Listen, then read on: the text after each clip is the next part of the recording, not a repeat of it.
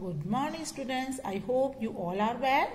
So let's start our new chapter, chapter number 19. What is the name? When there is a disaster. Disaster means मतलब क्या? What is the meaning? महाविनाश, तबाही, घोर विपत्ति आ गई है. In English, an event that causes a lot of harm or damage. One day, Nitika read in the newspaper that many people died in the earthquake that occurred in a remote village in Uttarakhand. Nitika ने क्या पढ़ा newspaper में कि earthquake भूकंप आया है और बहुत सारे लोग उसमें डाई हो गए हैं उत्तराखंड में गांव में. She all asked her mother how she could help the people affected by the earthquake. तो अपनी मम्मा से बोल रही कि उत्तराखंड के गांव में जो लोग डाई हो गए हैं तो हम कैसे, वहां पे अर्थक्वेक भी आया तो हम कैसे उन लोगों की हेल्प कर सकते हैं. Nitika's mother said that she also had faced a lot of hardship during the earthquake in Kutch in the state of Gujarat on 26th January 2001. On that day, people all over the country were celebrating Republic Day. उस time देखो पता है ना आपको 26 जनवरी को हम क्या celebrate करते हैं? Republic day. सारे देश में ये बनाया जा रहा था. Suddenly in Kutch, people experienced the earth shaking violently. अचानक पता चला कि वो अर्थ धूज रही है. And saw building collapse. Collapse means fall down. Within a minutes. You see here कैसे बिल्डिंग तहस नहस हो रही. Most of the houses and shops were converted into heaps of debris. देखा कि buildings collapse हो चुकी हैं. Most of house shops converted into heaps of debris मतलब ढेर लग चुका है मलबे का. Thousands of people and livestock were buried under the debris. जो kettles हैं, people हैं, वो सब क्या हो गए? मलबे के नीचे दब चुके हैं. It was a huge disaster. Again, you see, definition is there. A disaster is an event that brings tribal losses.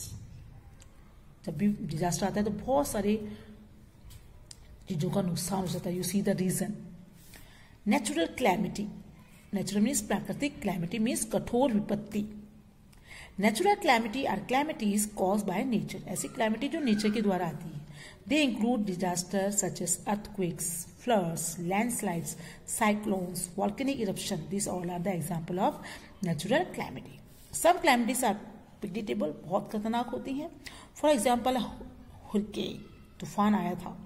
Some calamities such as earthquakes take us by surprise. Earthquake कभी भी आपने देखा थोड़ा सा धरती हिल जाती है, earthquake आता है, कभी हमें महसूस होता है, कभी नहीं होता है. Human beings have created conditions that cause disaster. ये सब कैसे होता है? अर्थक्वेक, हरिकेन जो भी आ रहा है, वॉल्केनिक इरप्शन है, फ्लड्स है, लैंडस्लाइड्स है, ये किसके द्वारा आ रहे हैं? Humans beings have created condition. हमने ही कुछ ऐसी कंडीशन कर दी हैं जिसके कारण ऐसा होता है. कौन कौन सी कंडीशन? अच्छे से देख लो इसको.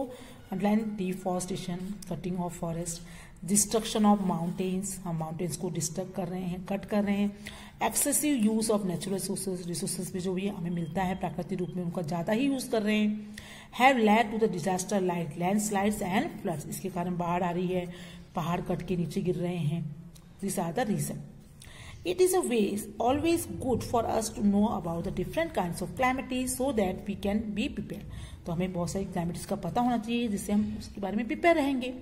We should also remember that during a calamity we should come forward to help the victim. और हमें ये भी पता होना चाहिए जब भी कोई calamity आती है तो हमें लोगों को help के लिए आगे आना चाहिए. फर्स्ट हम पढ़ेंगे earthquake, भूकंप. A sudden violent shaking or trembling of the earth's surface is called an earthquake. Earthquakes are caused by the collision of plates of rocks under the surface of the earth.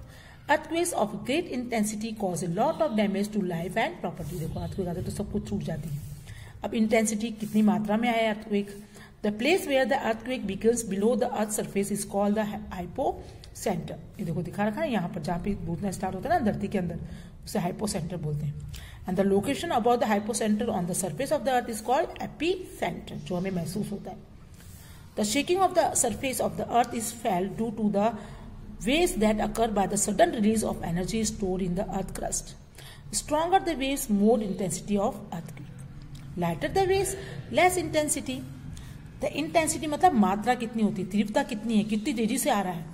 Often earthquake is measured on the Richter scale से होता है. इसको वैसे करते हैं. कौन सी intensity किससे नापी जाती है? Richter scale. It was develop by Charles Richter. अब यहाँ पे मैम ने मार्क भी कर रखा है, आंसर नंबर 3 बुक के क्वेश्चन का आंसर है, आप टिक मार्क कर लेंगे। When the intensity of an earthquake is less than 5, अगर जो तीव्रता है 5 से कम है, we only feel the vibration, आपको सिर्फ जैसे दूसरा सुनाई देगा, it does not cause any damage नहीं होगा। When the intensity is more than 5 then destructive, sometime building में कोलैप्स, बिल्डिंग गिर जाएंगी। And the intensity is more then 7, it may huge damage, तो बहुत ज्यादा आपको क्या होगा, नुकसान हो जाएगा। Turn your page.